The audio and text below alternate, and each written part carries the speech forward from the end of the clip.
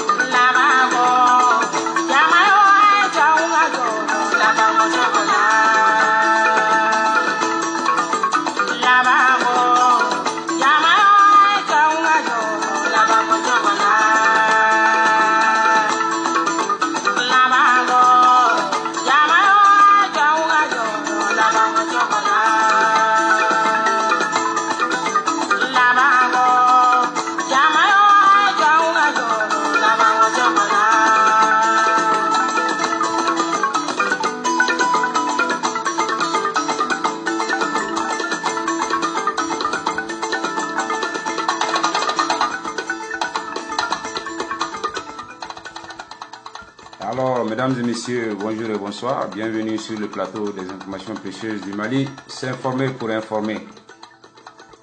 Comme un corollaire, il y a un mardi qu'on a oublié parce que le temps presse. Ni kumabe ngafo ambe bo anali manobe masala. Bela jelen bismillah et puis mbe ya fa déliqué befe parce que nga vidéo là-bas na ntusu en Kenya doni. Asababu bora mogo munu na abora mogola mogo munu nu haklite mogoreka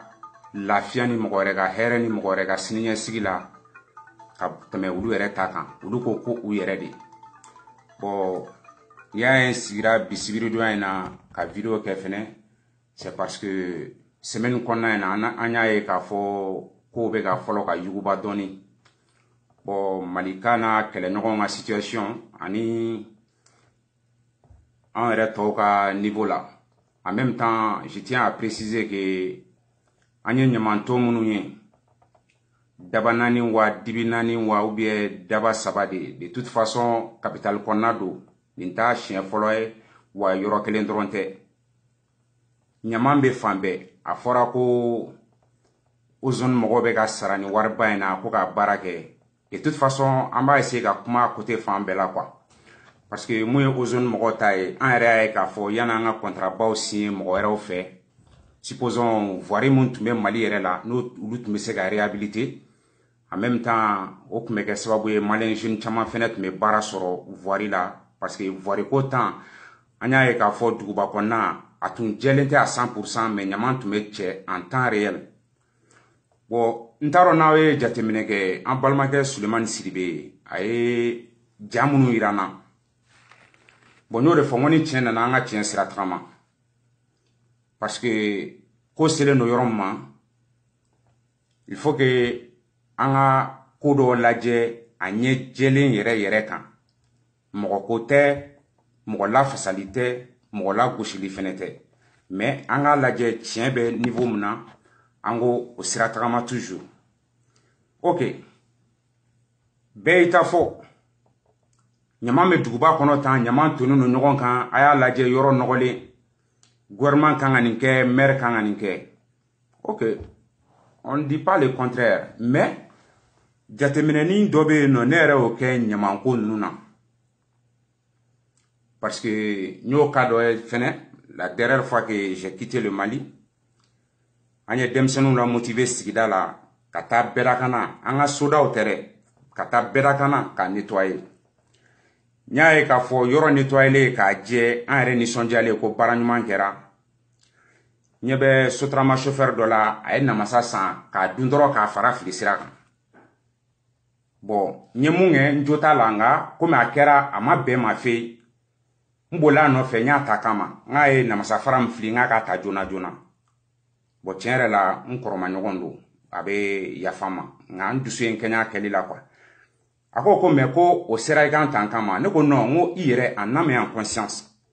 ka yoro sanale mba etan ka dese ali ga foko a nye namasa do afara se ga ali mogodo jogin na nga blan kerefe ni ye nyamamine yoro do lamba bla okono imo ke ya fli bedaka d'abord abi yoro nogo de deux do se ga yela kan abse go tigi jogin sen karib se ga yala woro karib se ga yala bo bref na nyamanu laje yoro nyamanu no mu yere bla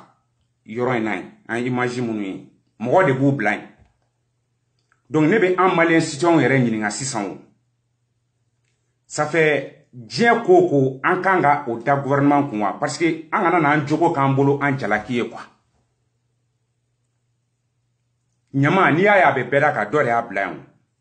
ne kon ba do fien langolo mawuli jamana ngono ka foko de ni nyama be fara nyoko nga ta blind yoro ina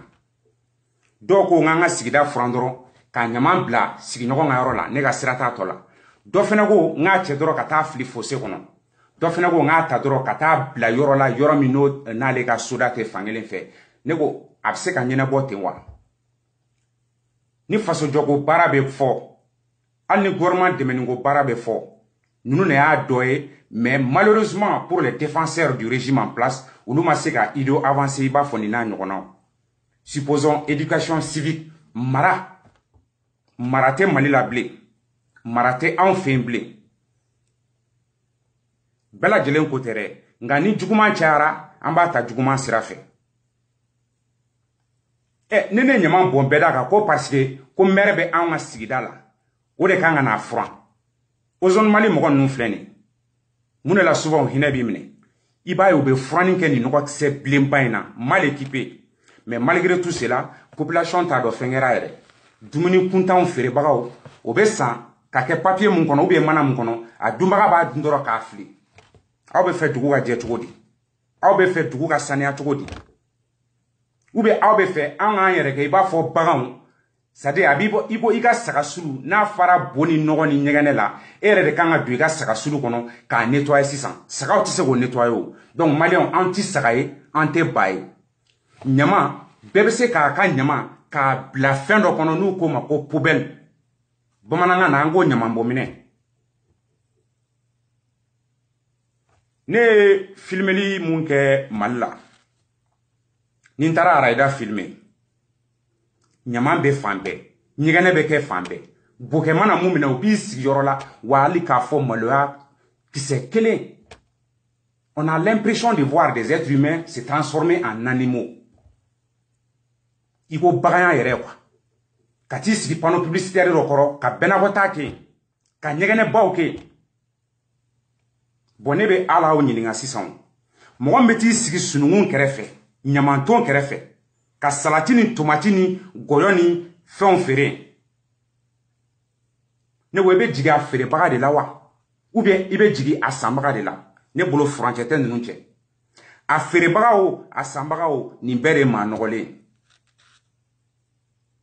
maliyɛnw an k'an yɛrɛ jɛya dɔɔni fɛn caman bɛ yen an k'o fɛnɛ sama ka bɔ gouvernement bolo dɔɔni sa an k'o fɛnɛ tiɲɛ fɔ ɲɔgɔn ɲɛna n y'o de fɔ mɔgɔ ta tɛ n kɔnɔ n wasalen bɛ kuma k'a fɔ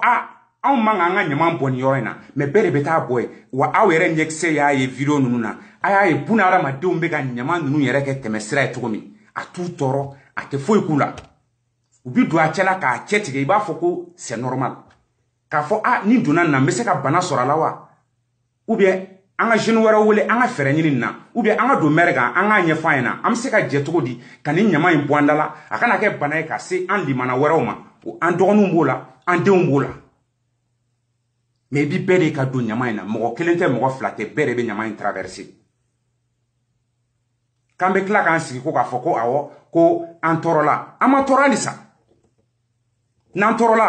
an yɛrɛ an bɛ kala k'an yɛrɛ la an b'an ɲininka fɛnɛ an b'an yɛrɛ ɲininka mais kun jumɛn na an bɛ ɲaman bila an yɛrɛ ka sigida la tan an bɛ se ka maire interpeller ɲaman bɔnminɛ belebele bɛ se ka sigi yɔrɔ la yɔrɔ min sigidaw bɛ mɔgɔw bɛ se ka furanin kɛ ka taa ɲaman k'a kɔnɔ comme ça Ozone Mali camion bɛ na o bɛ na ɲaman in ta ka taa très simple mais dɔ bɛ k'a fura i b'a ye dɔ tɛmɛtɔ o yɔrɔnin kelen na o bɛ ka ɲaman fili o yɔrɔ kelen na cɛ minnu fɛnɛ bɛ ka baara kɛ baganw tɛ ko ye sara tɛ bɛrɛ bɔ o ye kelen pour que ka mɔgɔ encourager a ka baara fɛnɛ la hali yɛrɛ n'i ye dɔ ye ka fɛnnin dɔ fili e b'o ta o kɔfɛ en même temps i b'a fɔ a tigi karisa e ɲɛ tɛ ninnu na furanin na wa e yɛrɛ bɛ ka ɲaman fili o yɔrɔ kelen na ye mais non non non maa si ka sira t'a la nin yɔrɔ de la an ka ko caman bɛ yen an jogo bɛ kɛ an bolo an jalaki ye donc ɲamanko yɔrɔ la an k'an yɛrɛ fɛnɛ lajɛ dɔɔni quoi n'an ko k'an bɛ nin bɛɛ ta ka da gouvernement kun a bɛ kɛ baara ye en même temps n mɔgɔ bɛna se an balimakɛ ma an grand frère n'a y'a sɔrɔ a bɛ an yɛrɛ a bɛ diya n ye komi a fɛnɛ bɛ Amérique sigi la mais n t'a dɔn plus précisément a bɛ état min na n'an ko a ma ko Sulemani Sisoko parce que n y'a ka vidéo laban min lamɛn Zagalo Fane ka mur kan vidéo in n y'a lamɛn siɲɛ 3 je crois 45 minutes 28 secondes a ye kuma caman fɔ a la dɔgɔyali tɛ dɛ n'a bɛ yan a ka di n ye n'a ka masala parce que mɔgɔ i tɛ se k'a fɔ k'i bɛ tiɲɛ kɛlɛ ka fɛn dɔ dogo hali n'a y'a sɔrɔ dogoli ma kɛ kuma in jɛlen tɛ a tun ka di n ye kuma in ka kɛ an limanaw bɛɛ ɲɛna u k'a tiɲɛ a n'a nkalon ka se k'o fɛsɛfɛsɛ ka bɔ ɲɔgɔn na parce que a ka kuma dɔ la a ko fanga mana kɛ cogo cogo ale bɛ fanga dɛmɛ donc bamanankan na fanga y'a kɛ ka ɲɛ o a m'a kɛ ka ɲɛ o ale b'a supporter o tɛ baasi ye exemple ta o ta kumaw kɔnɔ Amérique bɛ ta comme exemple politique domaine na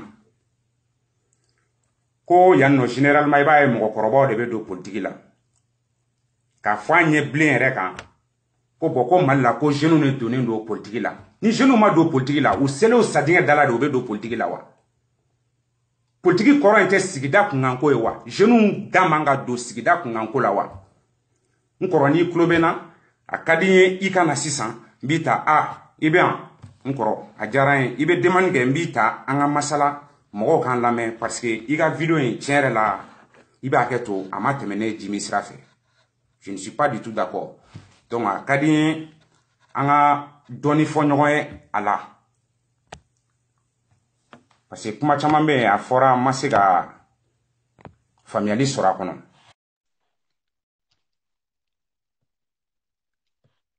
n ye i ka demande accepté salamu alaikum kɔrɔ Sulemani alaikum salam wa rahmatullah Bashir a bɛ di alhamdulillah an bɛ ala tanu yɛrɛ dun somɔgɔw bɛ di kɔni baasi t'aw la an bɛ ala ka bila la an bɛ ala tanu alhamdulillah n fɔ kosɛbɛ i ka jamukan na a lamɛnnikɛlaw bɛɛ fana fo inshallah a bɛ deli yafa la ka yafa bɛɛ fana ma ala ka lafa ne na o bɛɛ ma Mali ko don ni Mali ko bɛ yɔrɔ yɔrɔ la hali n'a sɔrɔ fɔ baara de ka ca n bolo n bɛ bɔ n bɛ kuma Comme nyame ka video la ko wa kibe fe ni ka masala. Donc bara mana chaya to bara bla. Be jamana bla sans fait. Ni bara ni ka jamu kan ibse ka nyininga. Ibse ka masala. Ça fait iga vidéo là-bas na. Ni kuma damado capta kono tena se ka fo abe mais ça faisait 45 minutes 28 secondes. Plupart ik mega kuma Mali kan. Jeunesse, c'est-à-dire mogo ni manye koko I jele ngake. Ya ko ni de nogolen bora I kana so nogolen abo I ka fa ki ko ti je. Bon, mais ka a fin a contracté donné quoi pour que on se femme parce que kuma damna re I ka kuma kono na fenela mu ere nsona o ma o de la nyo ko mu tiena na nga fo nyogo yana nsona mu ma ka kuma la. Oui, Maruka côté. Voilà, Maruka côté, une sonna au Yoroma. Cigare, tiens, qu'à ce ma quoi. N'ambea que t'es fait la cachala fait, en avancé. Parce que Maruka, quand il y a des fois, on m'a prononcé à quand personnellement, qu'à bureau spécial, qu'à mais, n'y a mou remarqué, je ne suis fait la no yang à défaut. Ça dit, ni to ya ke au main, mais ne a ya ke à quand, à tenir la boîte. N'a pas n'y a même n'a talide. Anga folo ere jugo mbana ango kele folo karsa se ka war mine mo bolo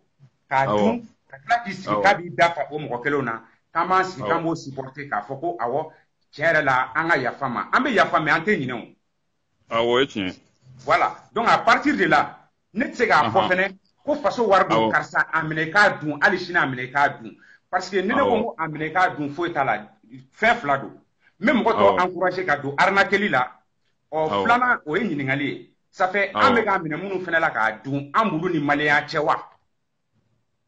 an bɛɛ de maliyɛn ye voilà an bɛɛ maliyɛn donc dansega an ka tudu bolo dansega u k'a dun kɛ parce que e mun bɛ k'a minɛ olu bolo ko an ka wari de don e kelen ta tɛ olu minnu fɛnɛ bɛ k'a yuruguyurugu u fɛnɛ ta b'a la o parce que statut de maliyɛn b'u kan donc o côté fɛnɛ mana bɔ yen nɔ comment on appelle de toute façon yanni n ka kuma janya me fait il a explication donné dia no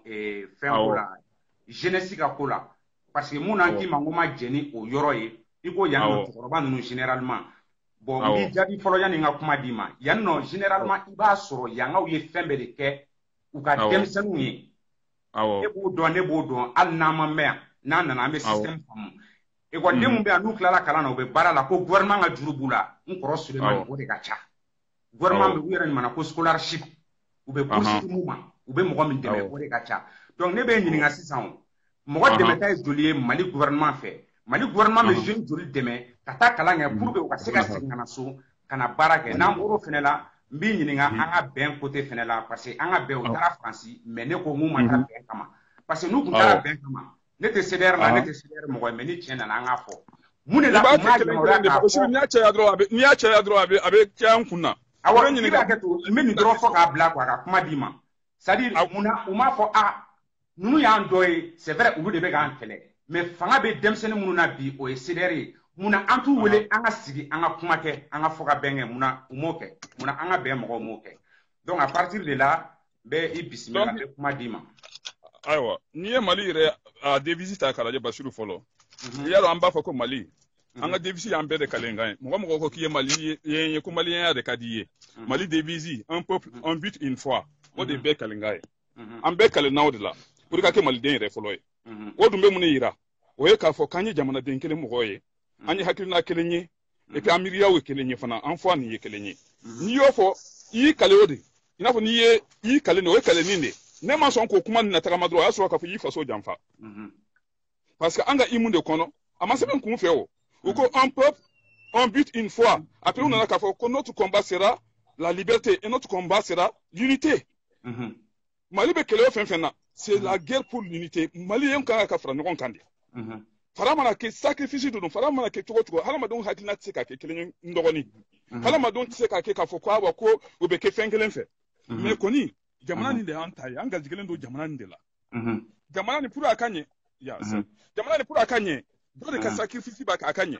mɔgɔ caman minɛna ka kolankolon na wala mɔgɔ caman minɛna ka bin kɛ u tigilamɔgɔ kan n'i y'a ye k'a fɔ jamana sera nin yɔrɔ la u tigilamɔgɔ sɔnna de k'a fɔ ko bin kir'u kan ka bin nin ta k'a datugu pour sigi bɛ se ka diya cogoya min na an baw gosira an baw ma gosi wa uko sira ka kobe kula ne ka fa an soro la furula ngo an bawo de munyuna ala ma de fika munyu tuma dola fika munyu ni ma munyu Basiru tiye de beke atekene la telefone ma Basiru ambe bla nyogona de sikiti na seka jade na dinai sikiti na seka jade ala ma de ni ko kaka sigi abeke la de ebeson abeke ne fana beson maintenant ko kaka kene la nete so e ko kate kila antina seka sigi de yes tell me donc dans ce cas kirim me ka bo gouvernement la e bolo amanga kirim me ka bo faso nyemoko la amanga kirim me ka bo faso akaka moko kaka moko fenge anyo kuma digende ni yaye ka fo iko kibe so do yu malende ne fana malende ni yaye ka fo ko les deux frères Tiramaka yu sigi faka mande ya faka tugo dide ngo bonya dodo note ko ni sigi ni kunya moko chamande faka ni be mande so do ngo kuma tugo ya dodo ni yaye ko ne fala nkana ni yaye ka fo ko Musa ni Aruna Sera Firauna la kuma dodo ala ko kai ta kata kuma fe bonya ani majigina ala made hana so ka fa yi tonyo afanga ka boni ni kuma na majigina dron ka bonya ni majigina dron bisala atikira mgola majigi jumene be mu make an ga fama we majigi mu be mu man kan ga fama we ne ma majigi yede ne ma majigi parce que Basiru amana ke chogo ne fa yem fade e fana fa yi fade amana ke chogo ne fa yi ko doke kuma do be ne fe mi se ka fa yi chogo amina mais me kuma dem se ne fa to babu kana be il y a le niveau vulgaire il y a le niveau familial et il y a le niveau soutenu en français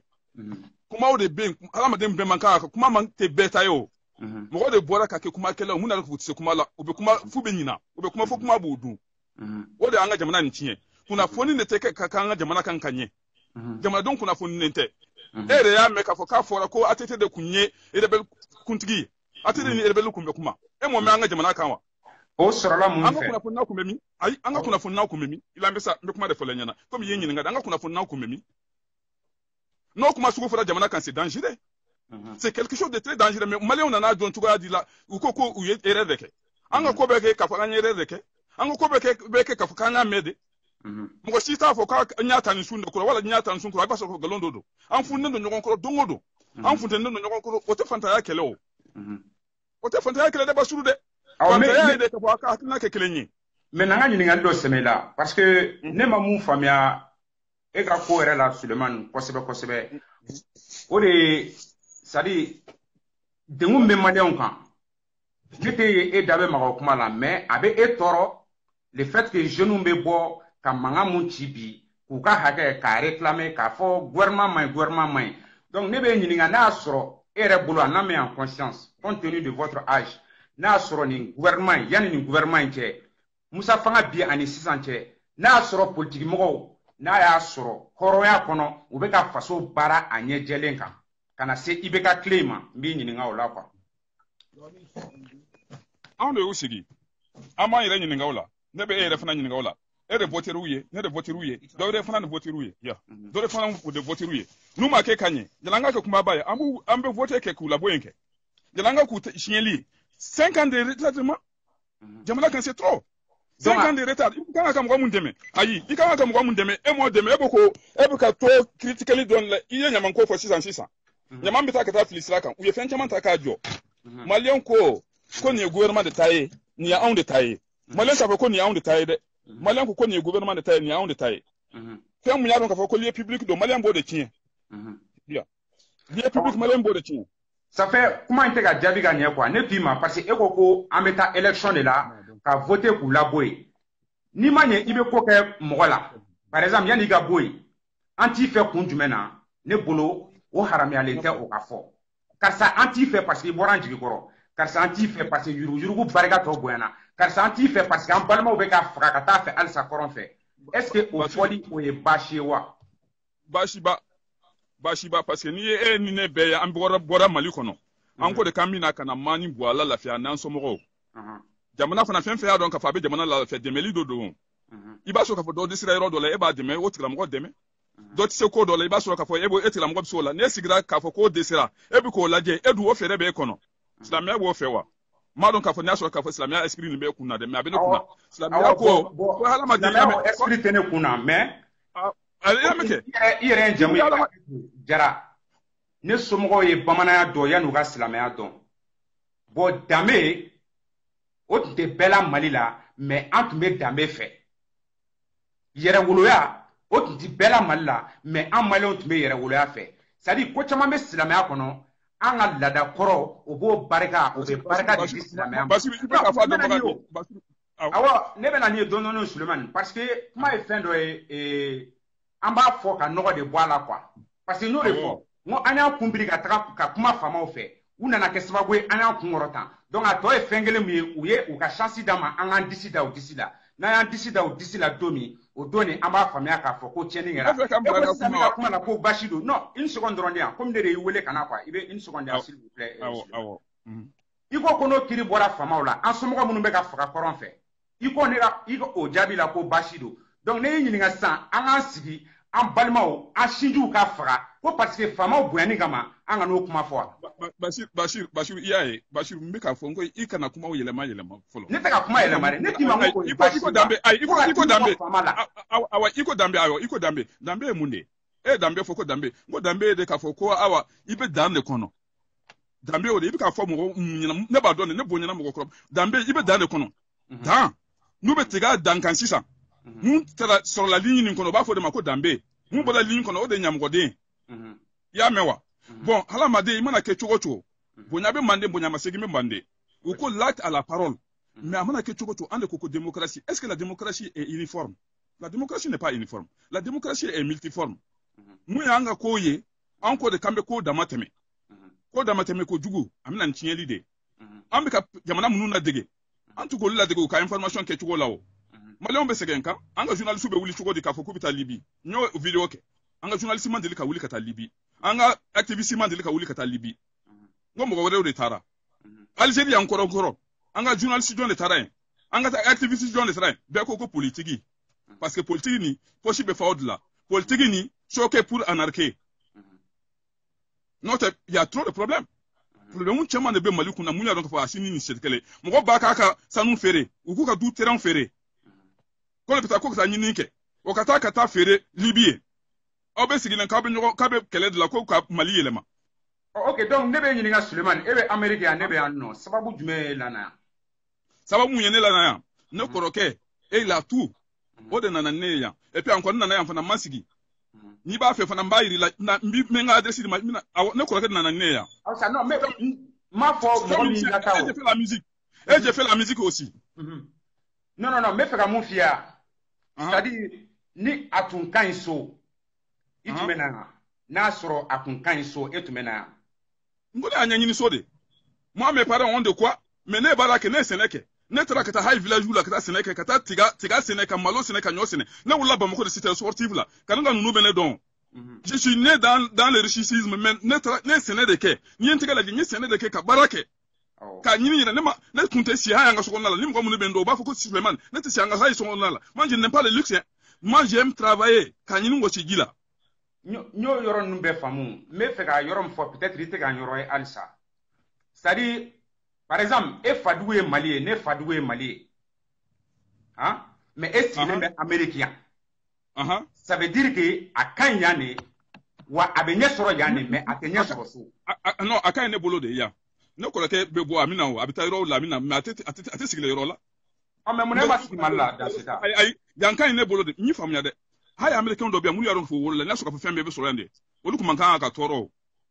américain denw bɛ yan mun y'a dɔn k'u tɔɔrɔlen don ka tɛmɛ ne kan ne bɛ da sokɔnɔ la hali sokɔnɔna t'olu bolo n b'o kalama ne bɛ dumuni kɛ hali dumuni t'a t'olu bolo n b'o kalama ne bɛ n ko hali ko yɔrɔ t'olu bolo ni fɛn bɛɛ tun bɛ sɔrɔ yan olu tun man kan ka sɔrɔ sira kan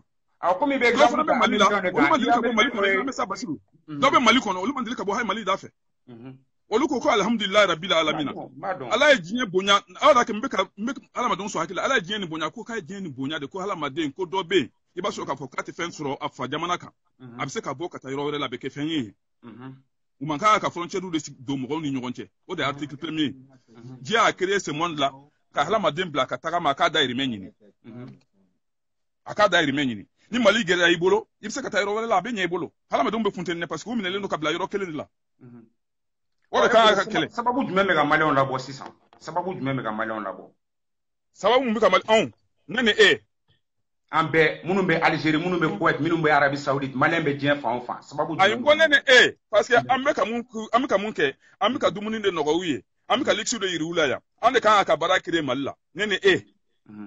Elle ne veut pas créer mal la chogodi.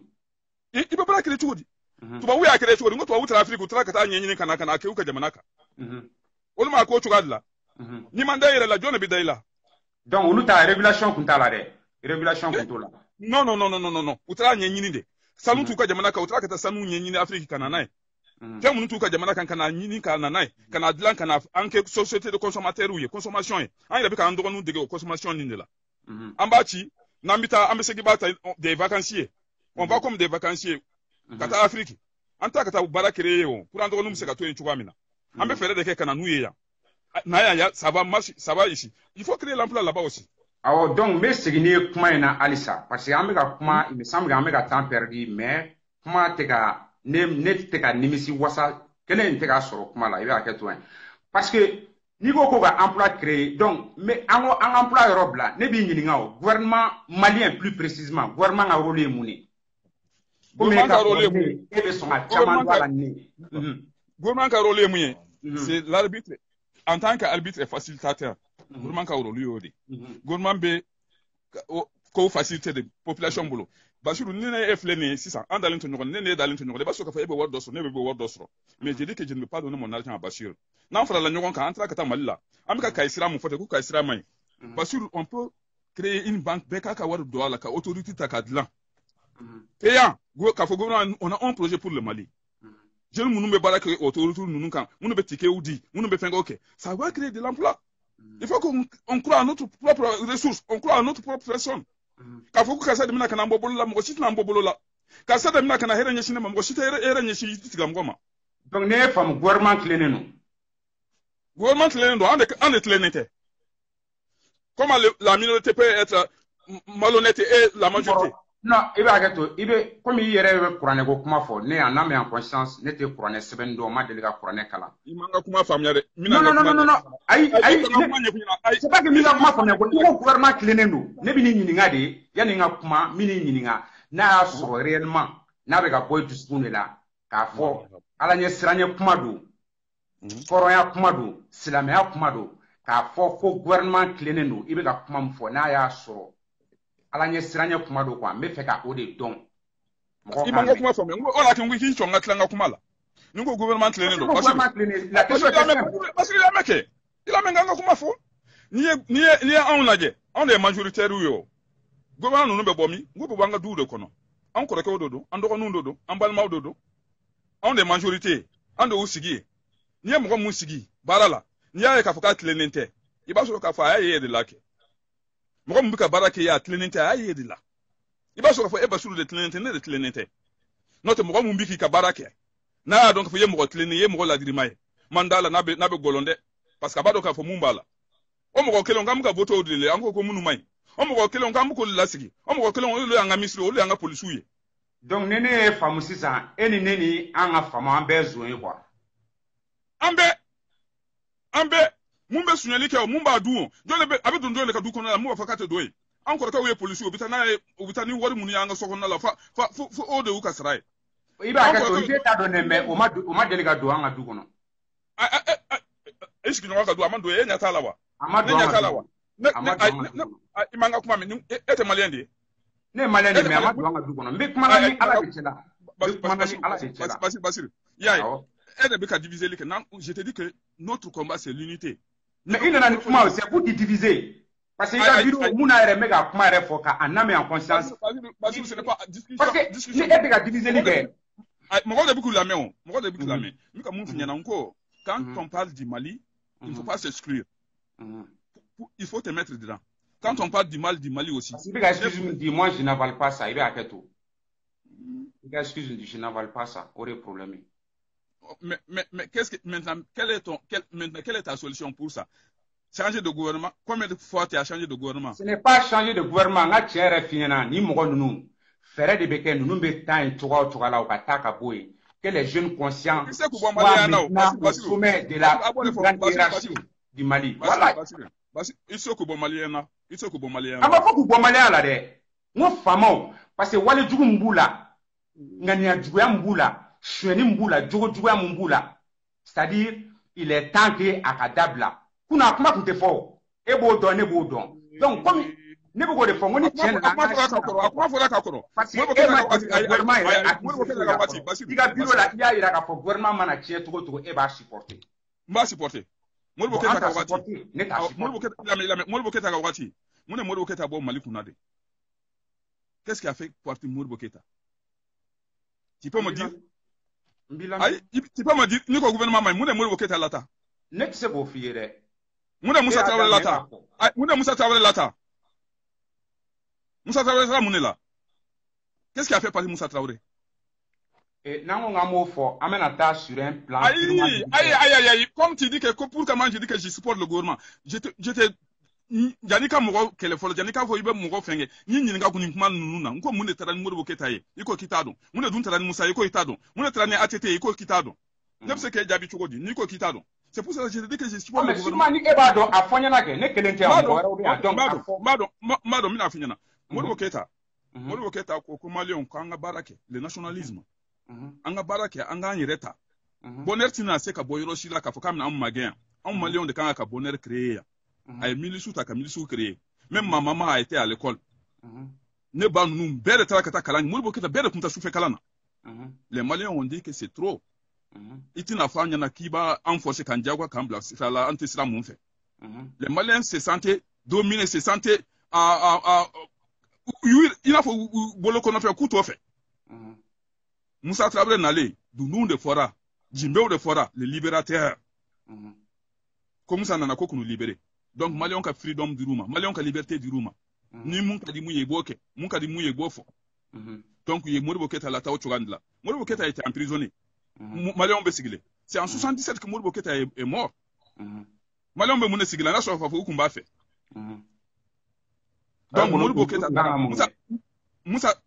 n bɛ kuma de fɔ Musa nana Musa y'a ka baaraw kɛ u ko ko mɔgɔw tɛ sara la e de la ka Malien jɔn de ye k'i plaigner ne bɛ Sénégal o tuma n bɛ kalan na ko mɔgɔw tɛ sara mais je n'ai jamais vu les Maliens se plaindre o tuma la mɔgɔw tun bɛ suɲɛli kɛ la hali planton u tun bɛ sow jɔ la u yɛrɛ ye ni dɔ ka ban ma sa dɔ kana tɛ diya o Musa ni François Mitterrand nana ko le jeune soldat il est temps que la démocratie le vent de la démocratisation a sonné en Afrique il est temps que tu introduis la démocratie en Afrique Musa ko l'IDPM déjà Mali bɛ démocratie de kɔnɔ u taara ka taa été formé Fransi kana na ATT ka Maliens dɔw la bagabaga ka Musa lata ko mɔgɔ caman de b'a bolo b'an si su kɔnɔ ka ko crime de sang kɛra e jɔn de condamné len ye n'anw kɔrɔkɛw de man sa an balimaw de man sa jɔn de condamné la crime de sang crime économique est-ce que a kɛra u ye bilisi ninnu minɛ ka tout petit ninnu minɛ jɔn de datuguna k'a fɔ k'a ye wari suɲɛ u nan'u bila donc Mali ko nin ye mun ye c'est un problème d'information et moi je me rallie n'i y'a sɔrɔ k'a fɔ n ye fɛn ye gouvernement bɛ ka mun kɛ a ma ɲi n b'a fɔ gouvernement ma nin ma ɲi e delila k'o kelen fɔ wa i bɛ ka tile na e delila ka kelen fɔ wa n delila ka kɛ jumɛn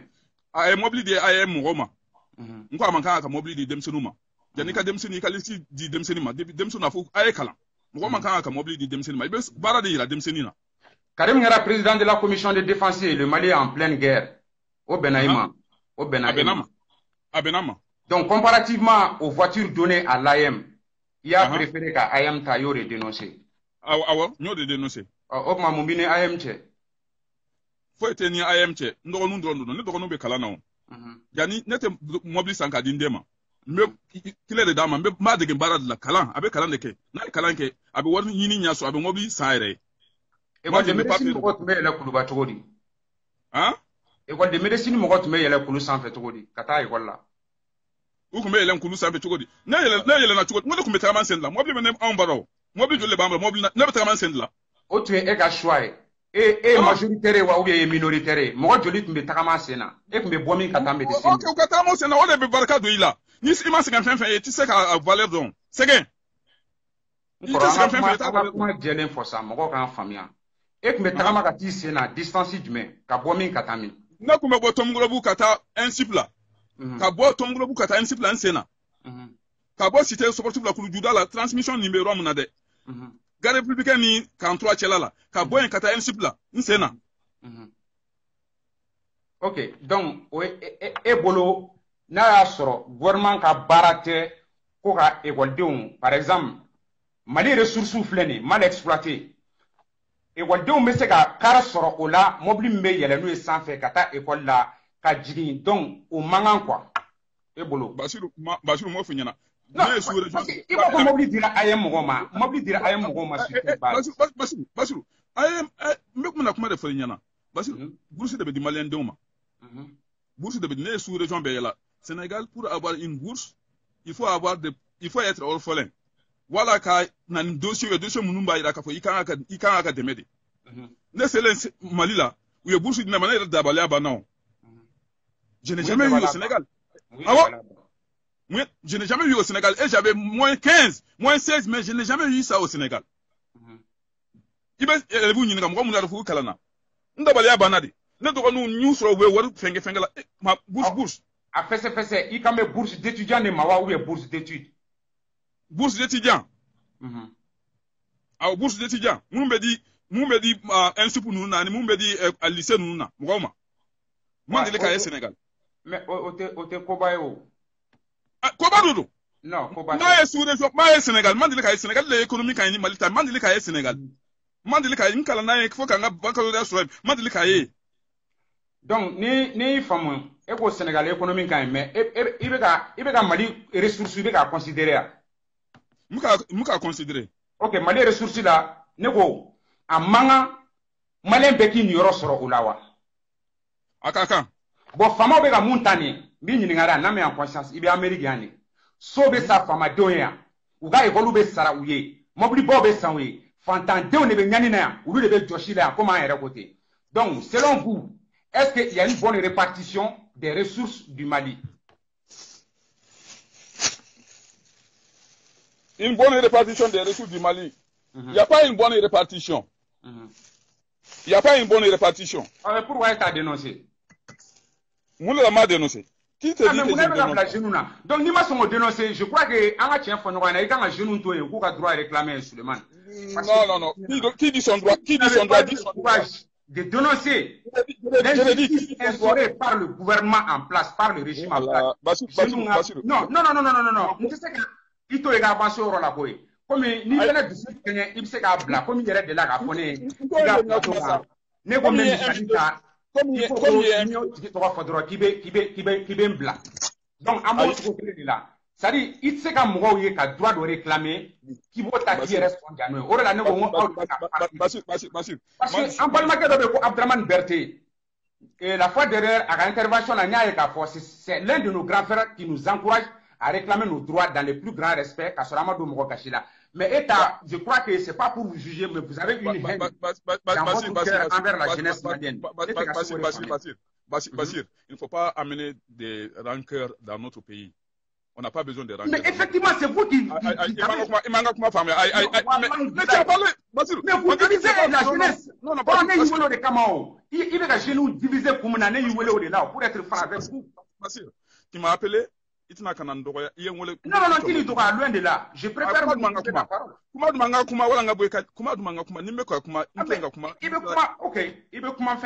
a pas de problème.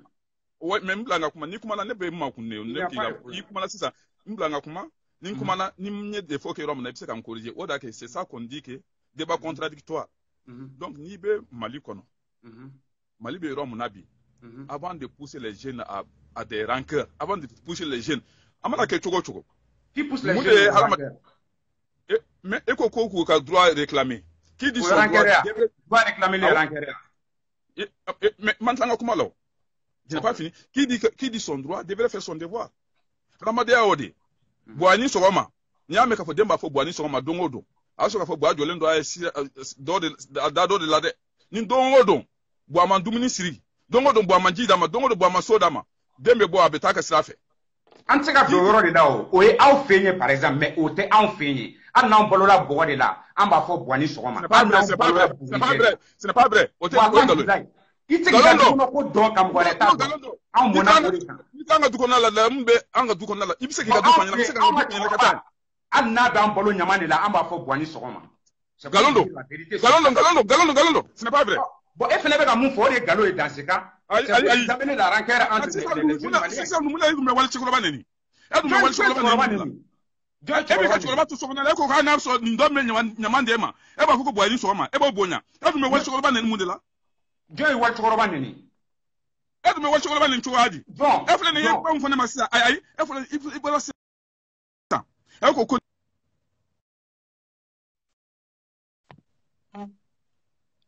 ima ko gouvernement fait donc qui insulte les gens la plupart des gens. Non, mais un peu si. de respect quand même. Non. Mon fana masa yen doga de ko be kan de ka sokonna la ne me ya ka sokonna kuma fo ngo e ko be kan sokonna la ti ma manque de respect. Enfin. Non. Ti ma manque enfin. Vous parlez en connaissance de cause.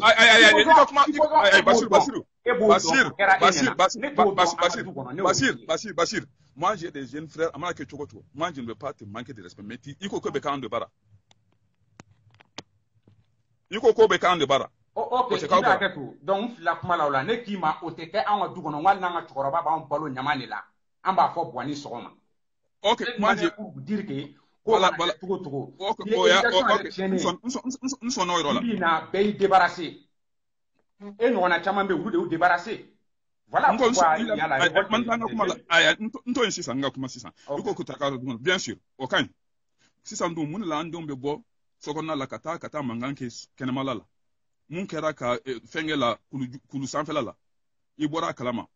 be soni marfao uta mi kama de munu ya don ka fo lamara be sokonna la nya so ka fo ko ninte sokonna la e ko te ka ubara nsona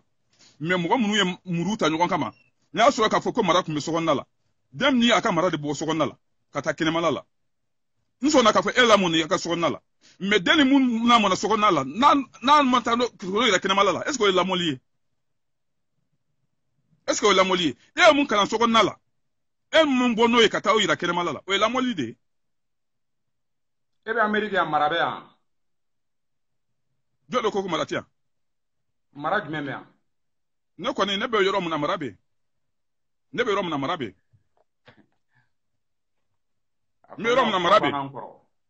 ay me ko kuma de finya me rom na marabe no de be mun tekele ale ko ni marfa ko mfo i jo fene ka doni fo lake ibe ka muru ko ni marfa ko mfo ni amerique du anno ibe ebe ya autorité don a temene kan e bo doni ne ali manabele o ka yi bolo ya tu as deux opportunités ibe fa o yebe ta kasola ibon bo don bon marfa yara no numburo autorité yoro dumen jouer mali autorité yoro dumen jouer dem sanu ngakola gouvernement mu rôle jouer.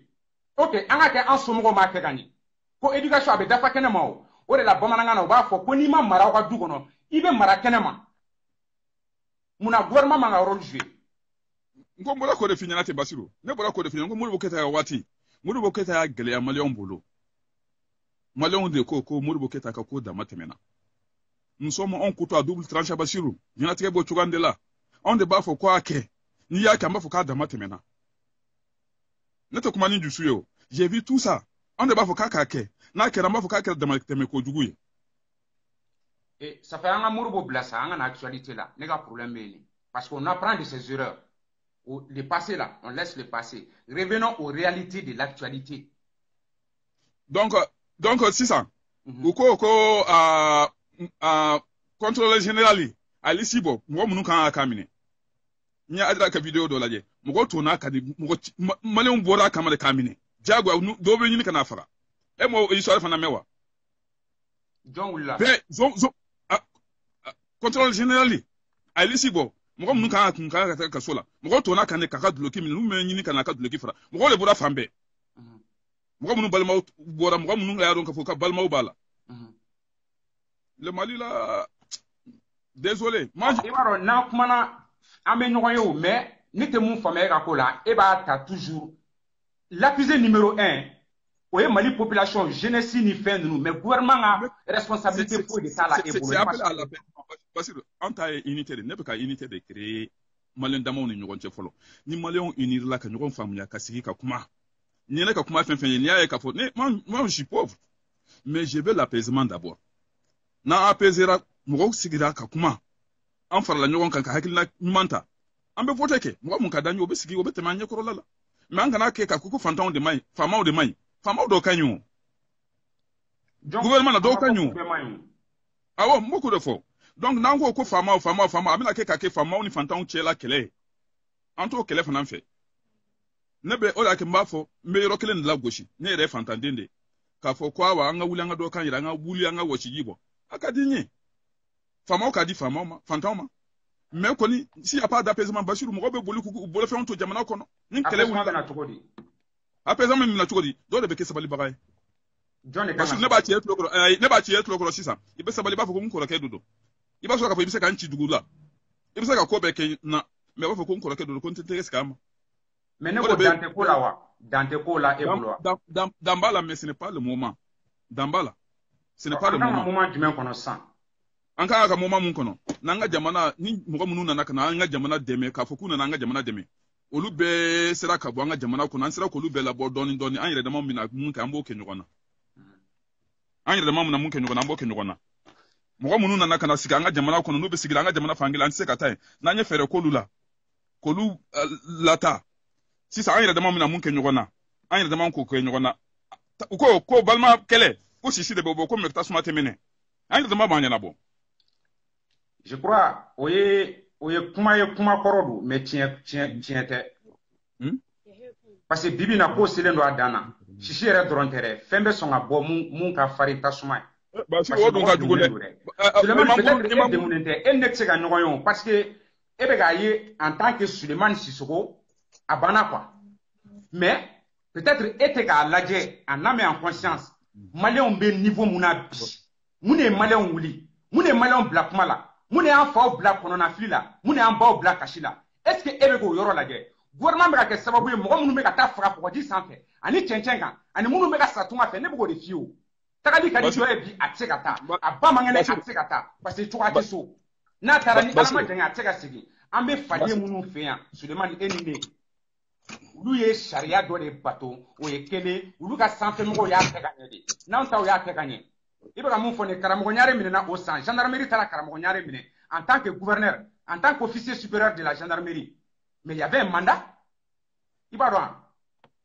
gouvernement ka rôle de f'i ka sɔn de ma n'i sɔnn'o ma ne bɛ bɛn kuma la n'i ma sɔn ma ko accusation ye an somɔgɔw ni an kɔrɔ